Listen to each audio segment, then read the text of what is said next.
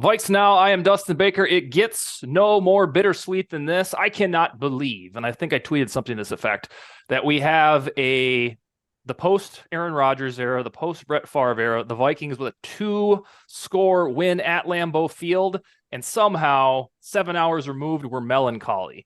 You can't make it up. Kirk Cousins is injured, presumably a torn Achilles.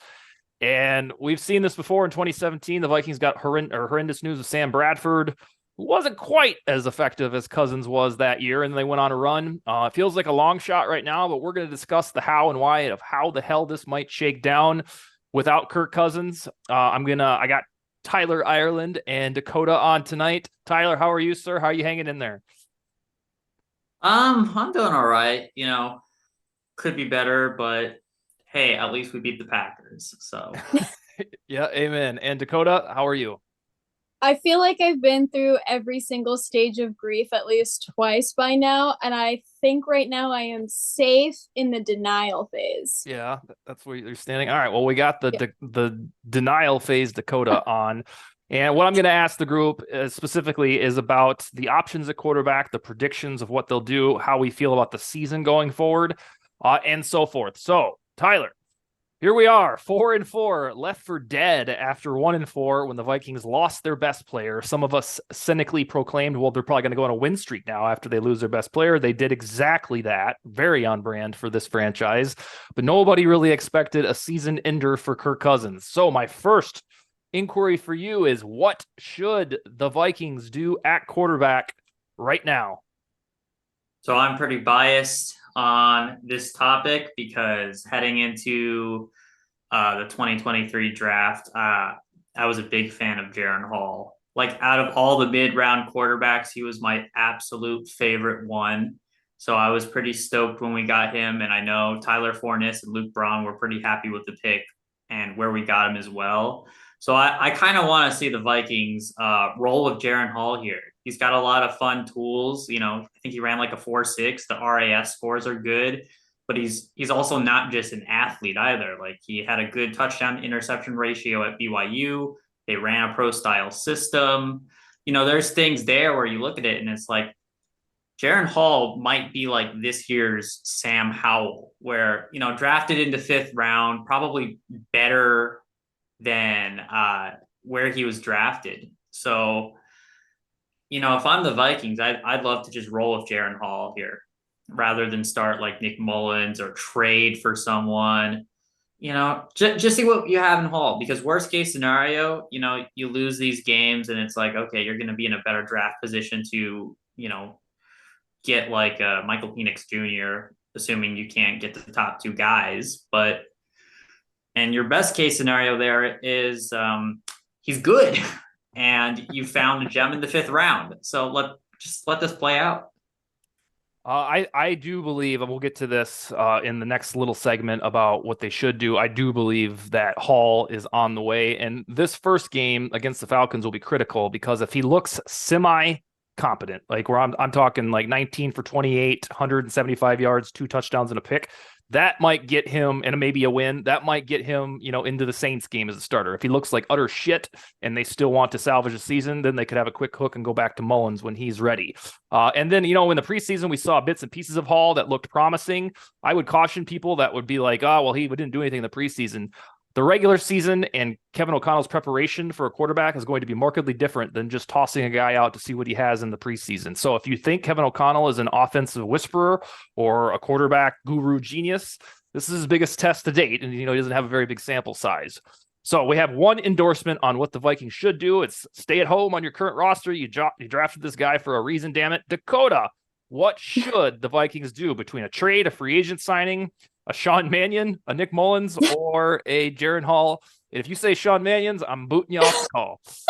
I was gonna say, please, God, anything but that. Anything but that, dear Lord. I'm really torn. I do first and foremost want to say that Jaron Hall came into this game and was completely cold. Like even KOC said so himself in his presser.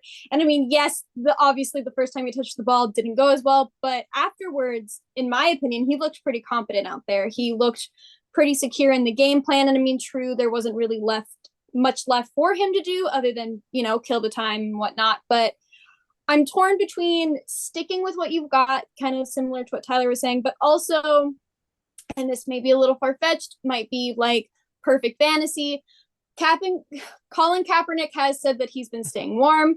He's been staying open. He has offered himself to the Jets. I personally think that if anyone were to give him a redemption arc, it would make the most sense for the Minnesota Vikings to give him said redemption arc. I think that he's got, the talent to do so. I think no matter how long he's been out of it, like you said, he's been playing. And I think that he is still young enough and still sharp enough that he should be able to integrate himself into this system fairly easily without it being too much of a rocky start. Plus, I mean, you look at our schedule over the next couple of weeks, we do have a fairly easy schedule. And then we get into the bye, which I feel like, again, I'm in my denial phase. I'm hoping it's not a season ender. I'm hoping that it's, we just need someone to cover us until the bye and then he's back in.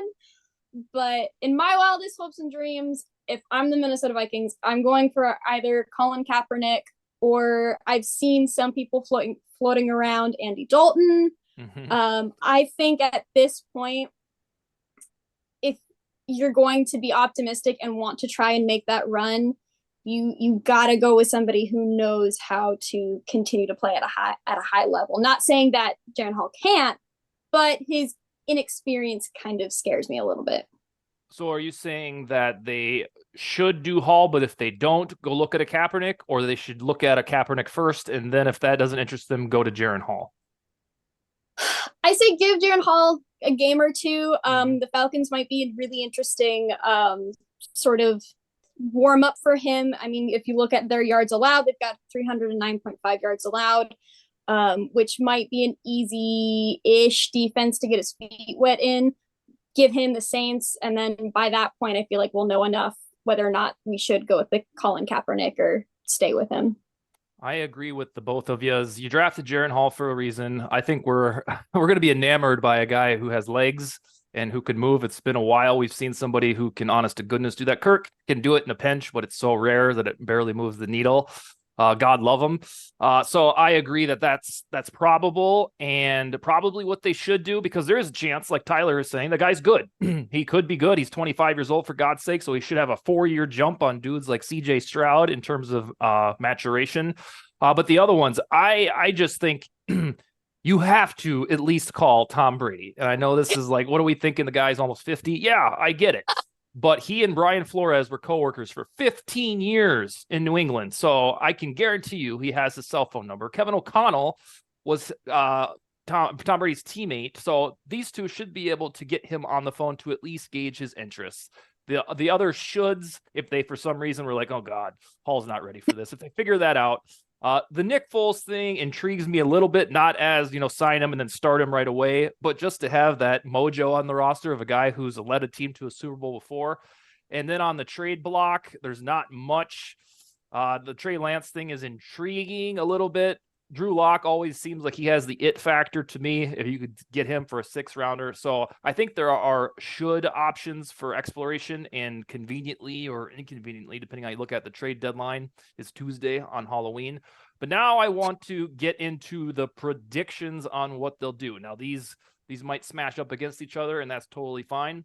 But Tyler, you have endorsed Jaren Hall as the QB1 for the rest of the way, or I guess unless he just utterly struggled and didn't, look like Kellen Mond or something from the Hall of Fame game this summer.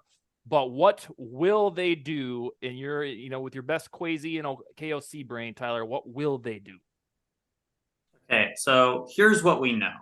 Kevin O'Connell has not officially endorsed Jaren Hall as the full-time starter. He's kind of left it open where it's like, yeah, Jaren Hall is probably going to start next week because Nick Mullins is still hurt. But after that, it's up in the air. So immediately what I'm looking at is, outside of Sean Mannion, who you brought on the practice squad, like the Vikings don't really have a solid backup quarterback. Because, Kevin O'Connell got rid of Kellen Mond and Sean Mannion when he first got here and then traded for Nick Mullins. Nick Mullins is still hurt. So if something happens to Jaren Hall, Mr. Mobile quarterback over here, he tries to extend a play, gets hurt, something along those lines, you're going to need someone competent to come in. It's also just good to have another mind in the quarterback room. So one name I'm thinking here, and Mike Florio reported this as well, is look out for Colt McCoy because he has experience playing under Kevin O'Connell back in Washington. He did start a couple of games and he was all right, I guess, but nothing spectacular. But if you are just looking for a quick backup quarterback who has some familiarity with the system, then look no further than Colt McCoy. Long term, what will they do? I think they stick with Hall unless he really struggles, and then they're going to do a quarterback carousel. I don't think this is a team that's going to trade for someone like a Ryan Tannehill, who is still, a little bit hobbled up at the moment. So, I mean, the Vikings have done it before, the Sam Bradford trade, but I don't see it. Like, you drafted Jaren Hall for a reason, and I wouldn't understand why, unless he played really poorly, the Vikings would invest draft capital in a bridge quarterback when they're already looking to potentially draft another quarterback next year. Yeah, with the quarterback carousel, I'm not sure when you guys as children were fans, but that's what we used to have after the Dante Culpepper era. We had this odd, awkward few years where they'd vacillate between Tarvaris Jackson and Sage Rosenfels and Gus Frerotte. You'd go into a week saying, all right, which one of the three are they going to start? And then one of them would suck, and you'd be like, give me Tarvaris back, baby. Yeah, it was Adrian, Adrian's infancy in the NFL. And by no fault of their own, because of the Kirk injury, I fear that they're going to be headed back that way. But all of this can pipe down if Jaren Hall just looks decent. He doesn't even need to look good or great. He needs to not look like an asshole next Sunday. I'm talking like not turnover after turnover. All he needs to do is look like he can hold command, because if he does that, then you have these 5 easy games in NFL speak where he can grow and build, and hopefully the Vikings can be around 500. I think this would be a little different conversation if the club was 7-1 and we felt like, God, we're this close from being dominant. But let's face it, they just got back to 500. It gives us all the feels and vibes that they've little engine that was able to do that. But most of that was KIrk Cousins driven. The guy has been flawless the last 2 weeks for the most part. They survived and advanced against the Bears. So it's an awkward spot for 4-4. I don't think the team will tank and just start trading Danielle Hunter because, screw it. There's some people that think that's going to happen. I'm not one of them, mainly because you follow Kwesi Adolfo-Mensa's words at the NFL Combine. He said tanking in his estimation is unconscionable. That's not what he does. So I don't believe there'll be like, screw it, we're just going to trade everybody because Kirk got hurt. That seems like a defeatist attitude, and I don't even know if the Wilfs would allow it. So Dakota, we heard Tyler on what he thinks will happen, which is Jaren Hall and then perhaps a hedge with Colt McCoy, who they worked out a few weeks ago. What do you think for your prediction for the Vikings at QB1 henceforth? Well, I mean, obviously I've got kind of a reputation of being a very optimistic individual when it comes to the Minnesota Vikings. I think as of now, if anything, they're waiting until they get the final diagnosis Monday. I think KOC chose his words very carefully in the presser. Again, I'm hoping that it's, he's maybe out for the next 5 weeks. He comes back. But all in all, I know for a fact that Jaren Hall, will be playing. He wouldn't be in the press conference after the game today if he wasn't going to be starting out against the Falcons. I think also you have to take into consideration we're getting JJ back within the next week or so, probably within the Saints game, hopefully within the Saints game. And so I think if I am Jaren Hall and I'm KOC, that comforts me a little bit, knowing that we've really got one more game to go until we've got one of our best players back. And I mean, it's JJ. He can catch a ball on a moving boat, on a moving pier in the middle of space. Like, let's be real here. So I think that, again, like I said, Jaren Hall, you've got the Falcons game, the Saints game, test him out. I am a little bit concerned that the Wilfs will be in kind of chaos emergency mode and will try to trade anybody to get any stability in quarterback. But I do genuinely think that Jaren Hall is going to be our starter for the next couple of weeks. I don't personally see Nick Mullen stepping in unless it's an absolutely must. Worst case scenario, Kevin O'Connell says screw it and he jumps in. I mean, he'll be the first head coach quarterback starter in the NFL ever. I don't know. But I think they will be playing Jaren Hall. I think that is their go-to. But I think for now, we're not going to see anything happen until Monday evening, Tuesday morning. I think they are going to be very deliberate. They might start making some moves, but they're not going to be signing anything, not crossing any T's, dotting any I's until we know for sure on Monday what the situation with Kirk is. There's also the chance that Jaren Hall is just flat out good. I don't know that right. that we've. I think Tyler is saying, like, you know, hinting that out there, but there is a chance that we're, by this time a week from now, we're like, holy shit, this guy could play. And I think some of us are just scarred by he didn't do shit in the preseason. But I'm here to report that that doesn't really matter. If preseason mattered, Kyle Slaughter would be the starting quarterback right now because he'd be QB2, and preseason really doesn't matter all that much. So there is a chance that all of this is moot and Jaren Hall is actually good, and then this could get really exciting. A couple other names I want to advance before I ask the group about their expectations. Free agents, Joe Flacco. He's out there. Cam Newton. Phillip Rivers hasn't played for 2 years. Matt Ryan. Carson Wentz. Those are free agents. And then other trade possibilities, at least with my little sheet here, are Jacoby Brissett, Case Keenum, a sequel, Davis Mills, Cooper Rush, looked like a stud at this time last year, Mike White from the Dolphins, and Bailey Zappi. And then one other thing I want to float out there, just in case it happens to say that I call it.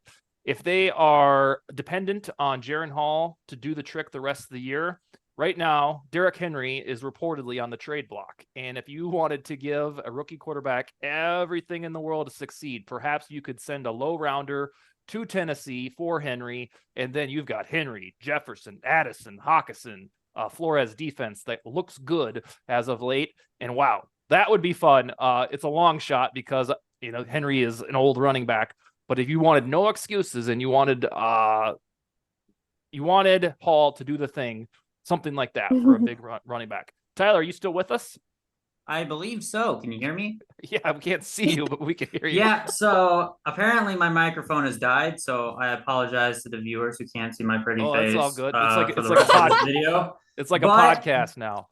Yep, I'm just full podcast mode here. Yep. So the team outlook, right, Dustin? Yeah, what is your new outlook without Kirko, assuming that Dakota's enthusiasm or optimism is not true, assuming that the tendon is completely ripped? What is your new outlook? And be realistic, even with your guy Hall. This whole outlook is going to be outdated within the next 48 hours with the trade deadline. We don't know if the Vikings are going to be buyers, if they're going to be sellers. We have no clue. I mean, like, on one hand, this is a team that is currently, you know, the 7th seed in the NFC and 2nd place in the NFC North. On the other hand, they just lost KIrk Cousins probably for the whole season. Like, I don't think he's coming back. And Justin Jefferson's still out. Marcus Davenport's going to be out for a little while longer. He's an impact player on defense. So, okay, what are we going to do in this situation? What's Kwesi going to do? What are the Wolves going to suggest? I'm going to operate under the assumption that we do nothing. So that way this ages well. If someone's like, well, we traded for XYZ, they can't blame me. This is just right now. We don't trade for anyone. I would say this is a 500 season. Okay. Now, I think it can be better if Jaren Hall really balls out, but the way I look at it, the Falcons have a good defense. The Saints have a pretty good defense. It might take him a couple of games, and I'm not sure how long his leash is, especially if he gets out to a slow start. You know, do they cycle through different quarterbacks, or how committed are they to Jaren Hall? And I'm still worried about our rushing attack. My faith in Madison has considerably lowered. You know, Cam Akers, you know, has looked decent. You know, I know fans like him a lot, but he's not like a 20 carry a game guy. So if you're going to have a young quarterback out there, you have no run game, you're asking him to do a lot, even with TJ Hawkinson, even with Jordan Addison. So you might have one of those Mike Tomlin type years where you're 9-8 and miss the playoffs or something, but just the team would overcome a lot of adversity, even in that scenario. Dakota 4-4 right now, which if we would have said right after the Chiefs game, we'd be like, what? Holy shit, this is going to be fun. And it would have been if QB1 wasn't injured. What is your new expectation? The queen of positivity, 4-4, no Kirko. You've shed those tears. What do you think is realistic? That better be my title at the end of the season. I hope that I go away from the season. And last year I was the 4th best newcomer. This year I'm the queen of positivity. I'll take that. No, for me, I got like two sides of the coin. My first side is I was joking with my mom and my little brother, shout out, hi mom, about the 2017-2018 season. Case Keenum steps up, we make it to the NFC Championship game. Obviously, we know how that went. Part of me is really hoping that once again history repeats itself, that Jaren Hall steps up, we get JJ back, we maybe falter a little bit, but looking at where the Packers are, I do see us in this best case scenario. I do see us getting to the playoffs. I think we're now 2 games ahead of the Packers. We're 2 divisional wins, which is incredible. I think, the rest of our divisional games, I see maybe 1 loss against the Lions. We've got the Bears and the Packers to play again. But I genuinely think that if we stick with Jaren Hall, give him a couple of games to falter, but stick it out, I do see good things. I do see that 2017-2018 season again. The other side of the coin, of course, is they coast. They do what they have to survive the season, maybe get a playoff game in, maybe lose against not the Giants again, because that'd be it for me. No, but I think we're coasting. The more realistic part of me sees that we'll maybe win a couple more games, 5 at the most, 4 most likely. If we get into the playoffs again, we'll lose away at some other team. And then I think really it all is going to come down to how well can the team maintain momentum without Kirk Cousins. It's very obvious that he is the heart of that team. I think personally going into the Falcons, they are really going to have this drive of we need to do it for Kirk. But I think that can only take you so far. And it all really comes down to the outcome of that injury. I know how emotional this team can be. They are a very emotional team. And I think if it is looking grim for Kirk, we will see that in how they play.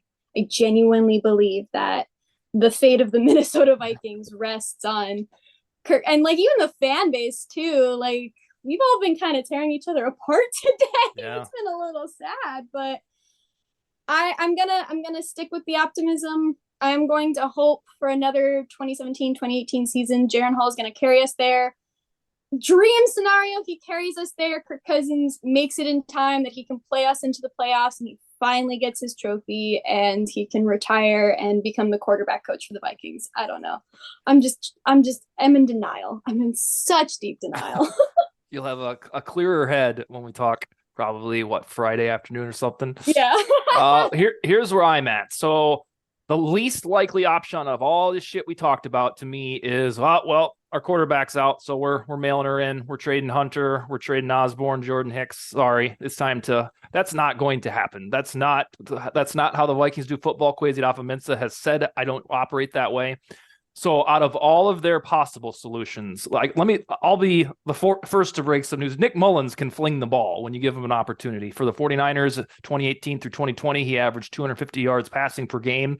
Now, he throws some picks. He's not as good. He's not really a QB1, but the guy can throw it. So between him, Jaren Hall, and whatever solution they will find either in the next 48 hours or free agency, I do believe that this is why you hired an offense-first head coach. This is why you hired a quarterback whisperer.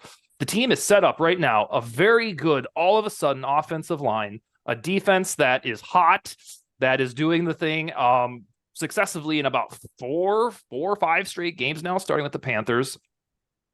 And I do believe that the blueprint is there to put a competent quarterback in and then go about 500 the rest of the way, or if you're feeling frisky, 6-3. So I do see them staying relevant, finding the hot hand, whether that's Mullins or Hall, and it's just criminal that Cousins won't be a part of it. But you can't really do anything to change it now. Let's hope for all of our sake and per what Dakota's saying that we were all just kind of wrong. But it feels like there's too much out there to kind of quasi confirm it. So we shall hope for the best. And then this week they will play the Falcons. It'll be really interesting to see the point spread in that because the Vikings would have been favored, I believe, if KIrk was there, but he will not be. And you're 4-4, and this is it's either really good or really like roll your eyes. This is the easiest part of the schedule. It is the Falcons, the Saints, the Broncos, the Bears, and the Raiders. This was always going to be the easiest part of the schedule. We knew it in May. It's confirmed right now. All right, Dakota, where can we find you on social media? You can find everybody's favorite queen of positivity at KIrk's Minivan. I will never be changing that now. And I just personally wanted to say that to all of the people who have been being really positive, because like I said, we have been seeing a lot of negativity around this injury, unfortunately. But to all the positive people out there, you guys are a godsend. I love the Minnesota Vikings organization. I love our Twitter family. Y'all are awesome. But yeah, so you can find me on Twitter at KIrk's Minivan, and you can find me on TikTok at Western Dakota. Tyler, are you still with us on the audio? I somehow still exist. Yes, I was trying to make a late cameo appearance with my camera by leaving and coming back in, but that's not happening. It's all good. Where do we find you on the socials? Yeah, you can find me at Tyler Ireland NFL. That's not Tireland, like Dustin said earlier. It's Tyler Ireland, like the country NFL. I thought I wasn't giving you an automotive dealer. I was trying. It came out of my mouth as Tireland, like if you were a sweet athlete that was just like, oh, Tireland's up, like I thought you were going full automotive. No, dealer. no, like, we've got the best discount tires in town. Maybe. Yeah, it's giving that's like one interpretation. One of the, like the car dealerships right outside the Rosedale Mall. The Tireland car dealership, like secondhand cars. That exists? No. No, I think when it came out of my mouth, I was like, "Oh, sweet, it's kind of like A-Rod or something." But no, it has been misconstrued. All right, we'll for certainly have you guys back in about 5-6 days, depending on our schedules. Hopefully Friday, and that way we will size up the Falcons and I guess whoever the QB1 is. But I appreciate you guys joining, and we will go through a very interesting couple of days, especially the trade deadline, and we'll talk to you probably Friday. All right. All right, and I promise my camera will be working properly. I waited for Score North to do the vent line, and I guess I left my camera on for like 8 hours straight. So it died on me midway through because I've got to do USB streaming and hook up where the charging cable would be to the computer, and of course the computer's not going to power it for that long. So apologies there. No, from behind the curtain, you still had your Jaron Hall infused insights. All right, we'll talk to you guys soon. Take it easy. Bye. Later.